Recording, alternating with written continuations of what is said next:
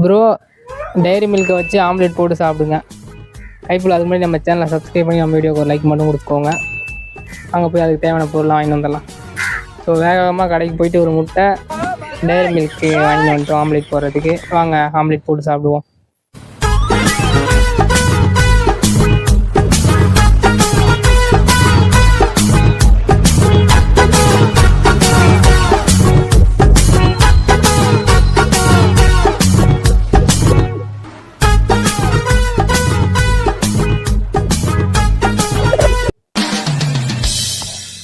Welcome to great Kirikalan match. So பார்த்தீங்கன்னா dairy மில்க்லேயே omelette போட்டு சாப்பிட சொன்னீங்க.